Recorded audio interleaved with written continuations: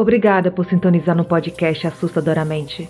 O caminho para o terror começa aqui, e não há como voltar atrás.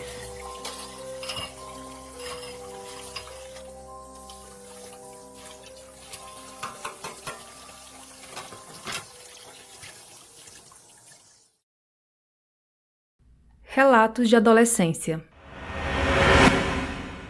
Aqui perto de casa tem um balneário onde ocorriam muitos eventos antigamente, principalmente raves e shows de rock. Como eu era muito arteiro, eu e os meus amigos pulávamos o muro para não pagar a entrada. Só que tínhamos que andar por uma floresta sombria para chegar no evento.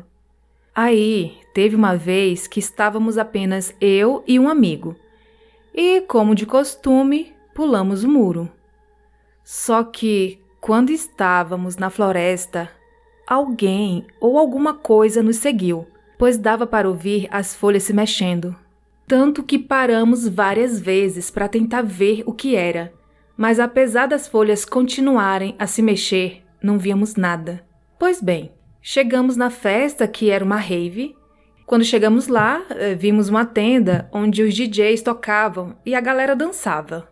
Ainda procurando o lugar para se instalar, eu vi algo parecido com uma pessoa. Era um ser, sei lá o que era aquilo. Magro, com uma túnica toda preta, chifres e língua bifurcada. Lembro que ficamos boquiabertos com aquela aparição. Eis que aconteceu uma coisa inexplicável. Esse ser deu 3 pulos, como se fosse um sapo, pulos extremamente longos, sobre-humanos. Após o 3º pulo, esse ser olhou para trás, em nossa direção, e mostrou a língua como se fosse uma cobra. Inclusive a língua parecia de uma cobra mesmo, fina e bifurcada. Depois disso ele começou a rastejar como um lagarto e se infiltrou no meio da galera do salão e sumiu. Lembro perfeitamente como se fosse hoje, que depois daquilo, eu e meu amigo nos olhamos e na mesma hora nos perguntamos: "Tu viu o que eu vi?" Logo depois fomos perguntar aos conhecidos que estavam lá se eles tinham visto esse ser, e nenhum deles havia visto. Daí voltamos lá para o meio do salão de novo, e após um tempo, esse ser reapareceu, flutuando no meio da galera e mostrando a língua pra gente. Naquele momento, nos olhamos e meu amigo disse: "Mano, a gente nem se drogou e já estamos vendo esse negócio. É melhor a gente ir pra casa. Essa aparição deve ser um aviso."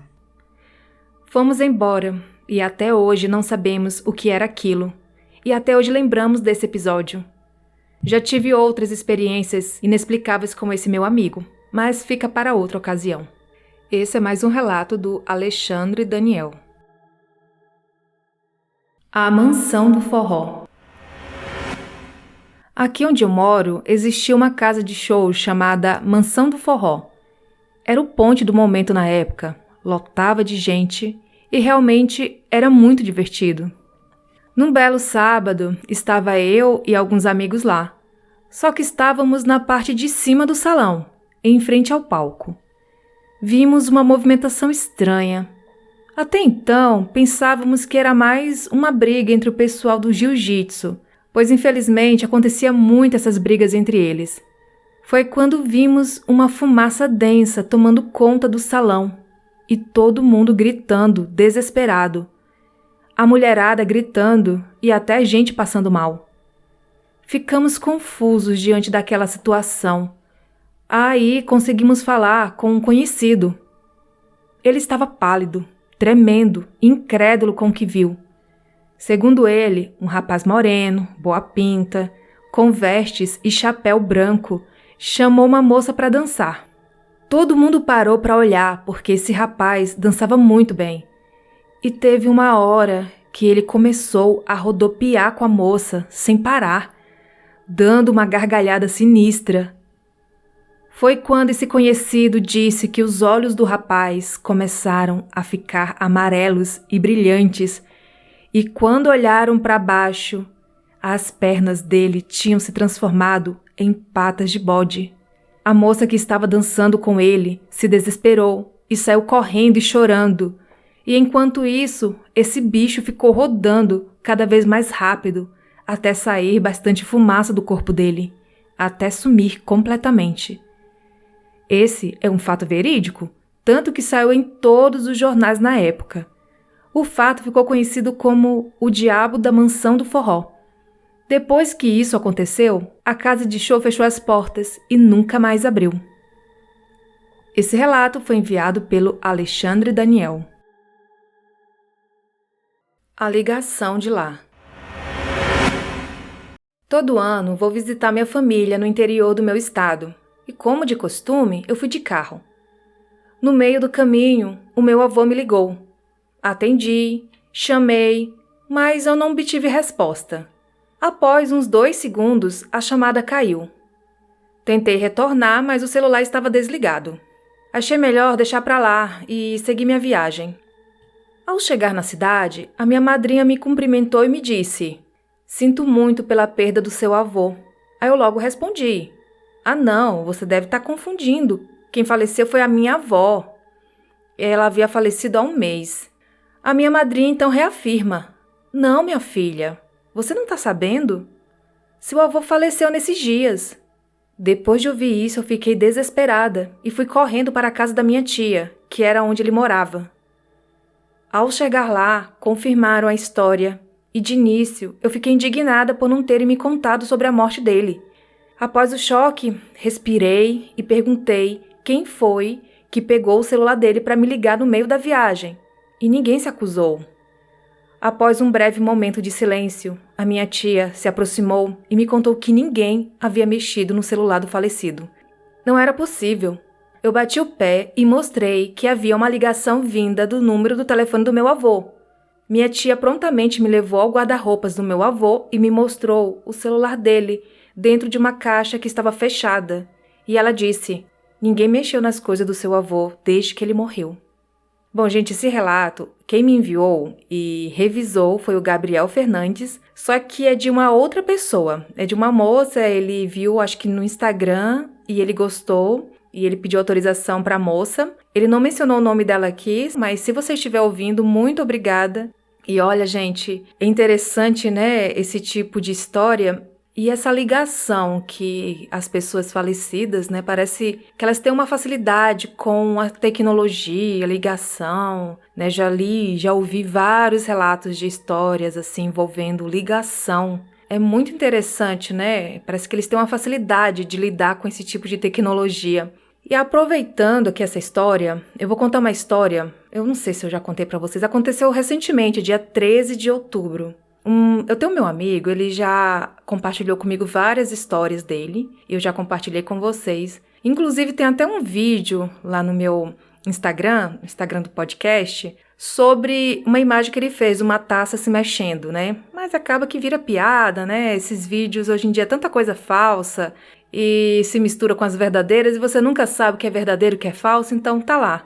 Pra quem quiser acreditar, né? Eu acredito porque é uma pessoa próxima a mim, eu sei que não mentiu. Então acontece algumas coisas estranhas lá com ele, com a casa lá de Goiás que ele mora.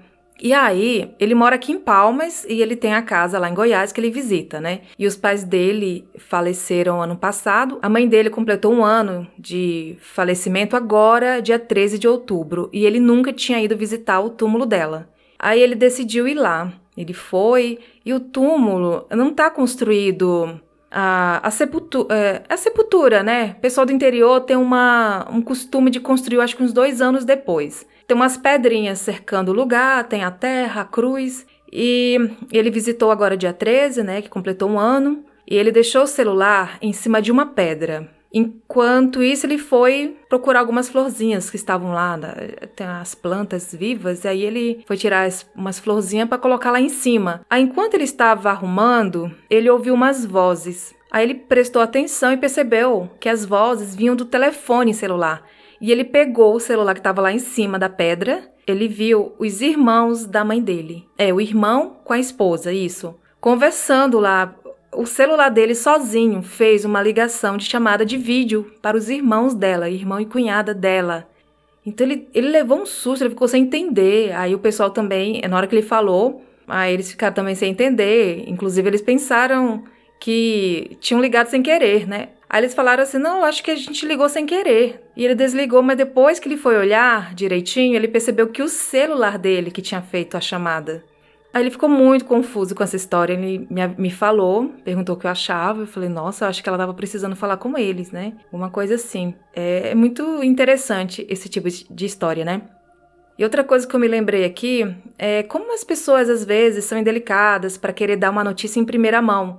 Como no caso da história, que a mulher nem se certificou se a moça já sabia como ela iria reagir e já foi dando a notícia ruim. Aconteceu uma situação, eu estava no Rio de Janeiro com uma amiga. A gente fez um passeio, acho que foi pra Angra dos Reis. Sei que ela deixou o celular em casa. Engraçado que na volta, a gente voltou no ônibus da excursão e ela veio falando do pai dela na volta inteira. Lembrando da infância dela. E quando a gente chegou no hotel, ela pegou o celular, já tinha uma moça conhecida dela, dando os pêsames. Ela pegou o celular, ela jogou assim em cima da cama, que eu vi a reação. Ela lê pra mim, por favor. Toda se tremendo, aí eu peguei assim, era amiga sentindo muito pela morte do pai dela. E ela tava sabendo naquele momento, então assim, é muito complicado, né? A pessoa querer dar uma notícia em primeira mão, tem que certificar se a pessoa tá sabendo, você não sabe como é que a pessoa vai reagir, então é complicado, né? Então é isso, gente, relato muito legal. E Gabriel Fernandes, mais uma vez, muito obrigada por contribuir aqui com o podcast. Eu vou ler para vocês agora um relato que eu recebi faz tanto tempo. Foi enviado pela Daniele e revisado pela Maria Aline. Muito obrigada, Maria Aline. Vamos lá, o primeiro relato.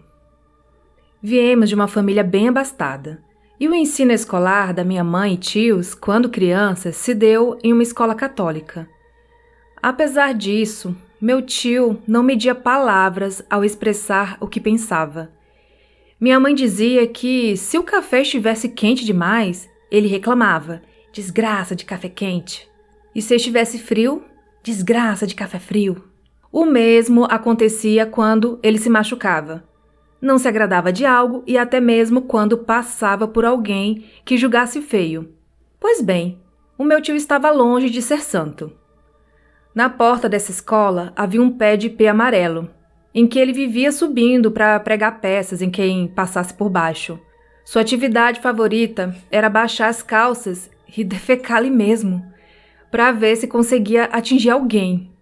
Meu Deus, esse menino tinha quantos anos, gente? 3 anos?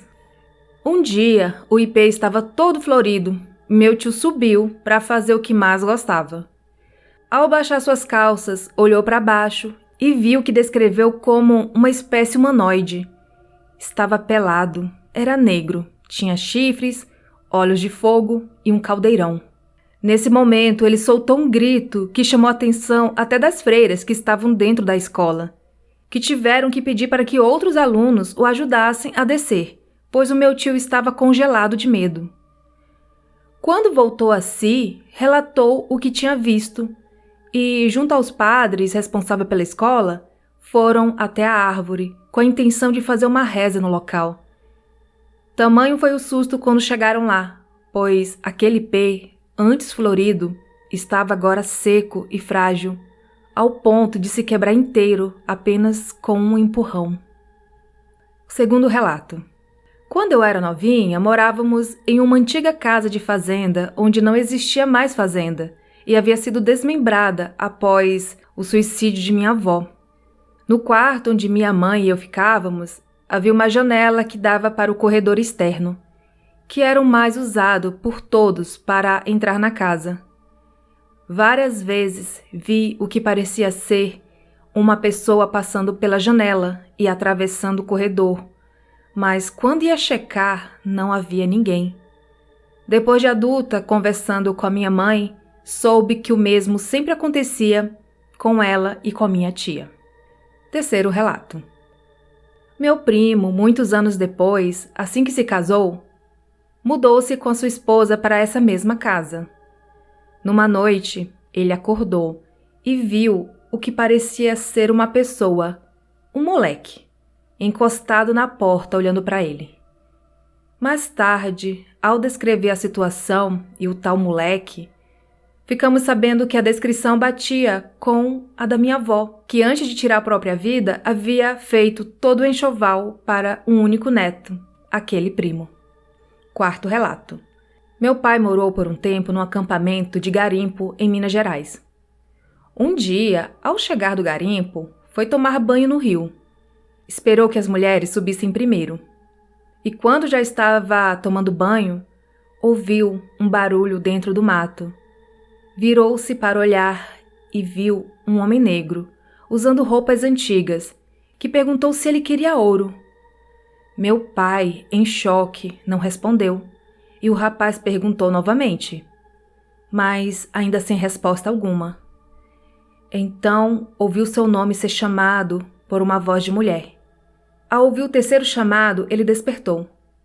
Piscando várias vezes, olhou novamente para o local onde o rapaz estava e não havia mais nada, nem mesmo um mato amassado no chão. Mais tarde, relatando o ocorrido para um amigo, soube que esse rapaz era um escravizado e que já aparecera para muitos, mas nenhum nunca teve forças para aceitar a oferta. Bom, e esses são os relatos da Daniele. Muito obrigada, Daniele, se você estiver ouvindo. E desculpa a demora, eu já li muitos relatos, ela enviou muitos relatos. E mais uma vez, Maria Aline, muito obrigada pela revisão.